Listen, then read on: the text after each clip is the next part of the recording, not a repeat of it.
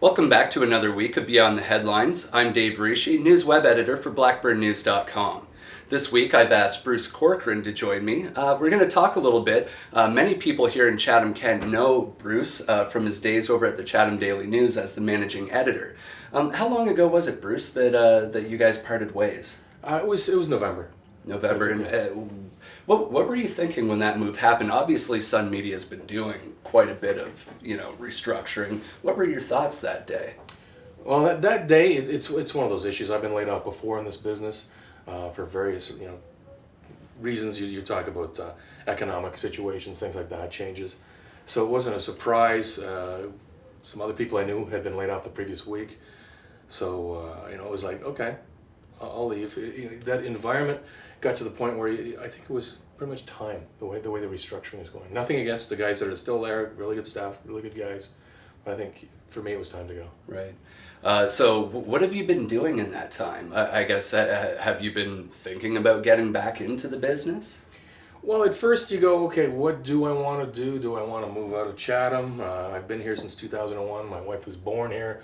So we came home, had our first child here. And I really like Chatham. It's one of those great communities. Some people may think, oh, where is it on the map? But having visited here before and moved here again in 2001, I like it.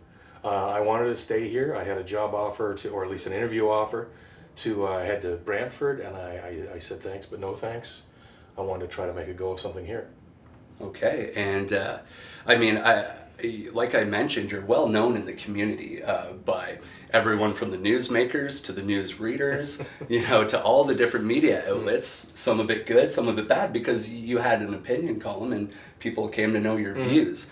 What kind of support were you getting from the community? Did you have a lot of people kind of prompting you to maybe start your own thing? We did. I say we because a number of people were let go during that time, so there are a number of us out of work.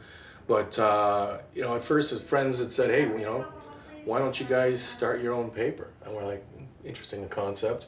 You think about it for a bit, then you start to think, "Well, why not?" It's happened elsewhere, where a long time ago, papers were in independence, and then corporations came along and acquired a lot of them, especially the dailies. But at the weekly level, it's simpler, and it's a great way to get your message to the community and deliver some great human interest stories.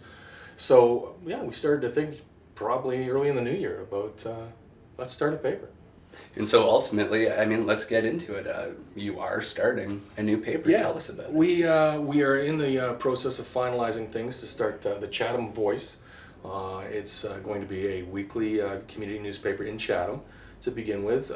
We look to deliver a lot of human interest, local content, locally run, locally owned, local employees, local, with the exception of printing, just because we couldn't find the quality of printing that we wanted, for our product here. Otherwise, everything would have been done here. So this is just online? No, it's going to be once a week delivered to people's homes in Chatham. I guess are you looking for backing, or is this all just you guys involved pooling in some money, or do you have a supporter? Well, there's myself and Jim Blake. He used to be the publisher of the Chatham Daily News. He actually was the person that hired me in 2001 to come here as a reporter. He was the managing editor at the time, and he moved up the scales. And of course, when you go up the scales, you really are a little closer to the door, and it happened to both of us. But he and I decided to partner up. We've gone and sought some outside financing, and we have finalized that, so we're ready to go. Obviously, I'm sure you did some research. Are there many, independent little town papers out there anymore? Yes, yeah, they are, because it's almost like there's a resurgence. Because again, as I said, it was newspapers began as independents, then they got purchased by corporations over the years. They were quite profitable, and now the swing seems to be heading back in the other direction. Whereas you could be former employees of a larger corporation, or folks just almost wanting to go from an urban paper where they worked all their lives to start in a smaller community. For us, we want to stay in this community. So what can we expect from The Voice?